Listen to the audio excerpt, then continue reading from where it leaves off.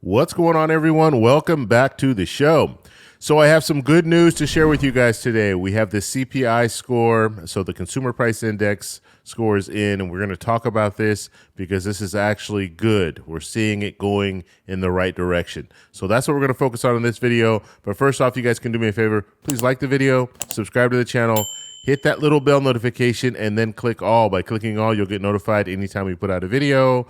I do daily videos here, so by clicking the bell notification and clicking all, you should be getting updated every day.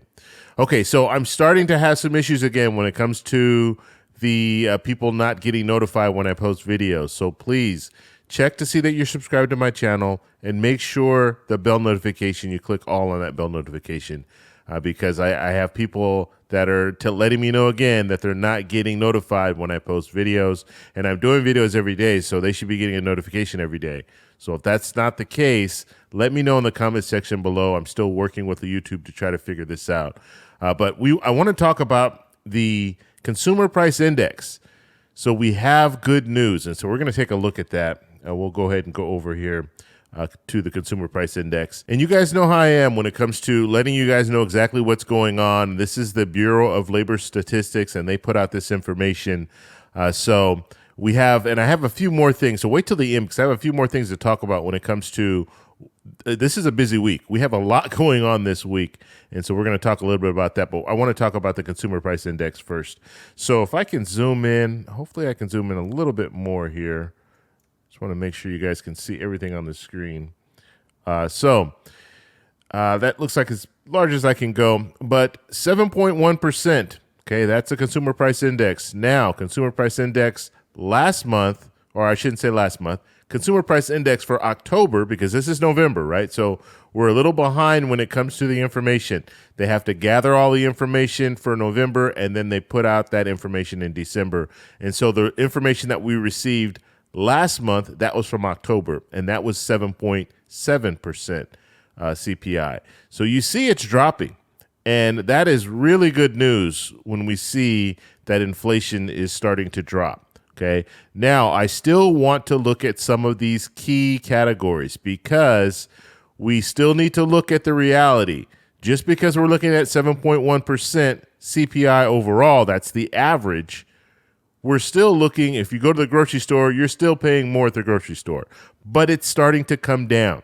And I'll do a more detailed video on this. I'll put it side by side. So we'll look at November compared to October. I'll do a video on that. But I just wanted to show you guys just the percentages that we have in front of us. So when it comes to food, food overall is 10.6%. Food at home is 12%. And when we're looking at details, when it comes to cereals and bakery products, 16.4%. Meat, poultry, fish, and eggs, 6.8%. Now, this is all, we're comparing this to last year. So last year, if you would have gone in the supermarket and purchased some of these items, we're looking at an increase of, in the case of meat, poultry, and fish, it's an increase of 6.8%. Okay, so you're paying 6.8% more now than you would have paid last year. Okay. Non-alcoholic beverages, 13.2%. I skipped a few here. Fruits and vegetables, 9.7%. Dairy and related products, 16.4%. And then we move down here to other foods at home, 13.9%. Food away from home, 8.5%. And if I remember, I think it was around that number before. So I'll have to take a look at that again. I can't remember, but like I said, I'll do a more detailed video. I'm going to put it side by side to October so we can kind of get an average and see what the changes are, the category changes. And then we can just go down the list. There's a lot of different things here. I know gas is going down, so 10.1% for gasoline, all types. Energy is probably going up a little bit. It's 14.2%. Electricity is 13.7%. Natural gas is 15.5%.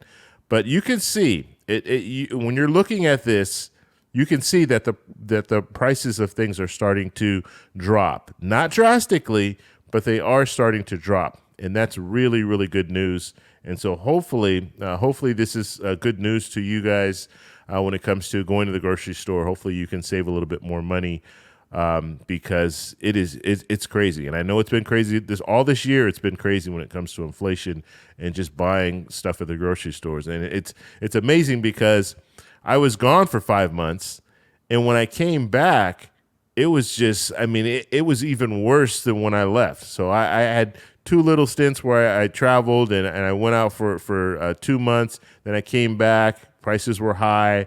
I went out again for 3 months, and then I came back and prices were even higher. So now this is good to see that the prices are starting to level off. And I guess when we're looking at that peak in June, that was the peak, that 9.1%. And now we've been going down from there. So the consumer price index has been dropping from there. So that's good. Now, we have a busy week, because we got the CPI score today, but we also need to look at the Federal Reserve, because the Federal Reserve will be raising interest rates again. We're thinking it's going to be 50 basis points. They're meeting today and they're meeting tomorrow, so we'll probably know more information tomorrow when it comes to the interest rate hike. And so looking at this information and looking at inflation, looks like it's starting to go down. I think the Federal Reserve is not going to do anything drastic, so they'll probably do the 50 basis points. It might even be lower. That would be good. And what we're talking about here is we're looking at a situation where the Federal Reserve is trying to cool off the economy by raising interest rates. And the more they raise interest rates, the more they can cool off the economy, because it makes it less desirable to borrow money. Because if you have high interest rates, you're not going to want to buy a house. If you're a business, you're not going to want to take out loans and buy new machines and stuff like that.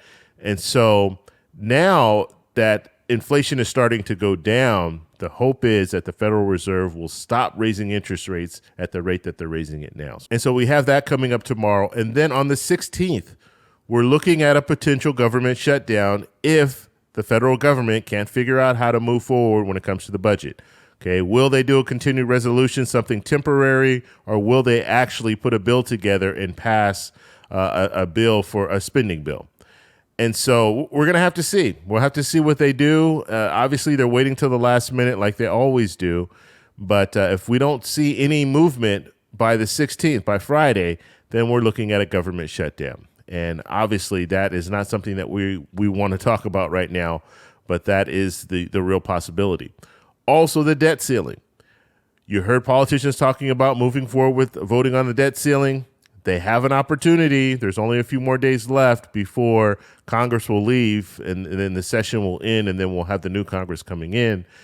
So we'll have to see if they take up the debt ceiling. Now, the debt ceiling they don't have to actually vote on the debt ceiling until June or July of 2023. So this is not anything that they have to do right away.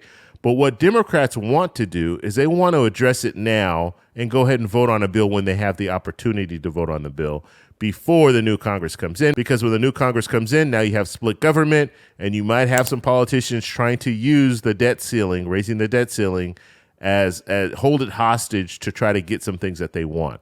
And so we'll have to see if the Democrats move forward with this. I don't really see too much urgency when it comes to this right now. They're not talking too much about this. And so we might not see anything. We might not see them move forward with raising the debt ceiling. And basically, raising the debt ceiling means that you need to pay for all the stuff that you basically need to pay your credit card. You need to pay off your loans. That's what they're talking about here when they're talking about raising the debt ceiling. So things that they've already spent money on, the federal government's already spent money on these things, they need to pay the bill. And so we'll have to see if they do anything in the next few days. But there's so much stuff going on right now, especially with the government potentially being in a point where it could get shut down. Maybe they'll try to do a last-minute bill. I don't know what they're doing right now, but that's what we're looking at. And I just want to bring all this stuff to your attention so you kind of know what's going on when it comes to politicians in Washington, D.C.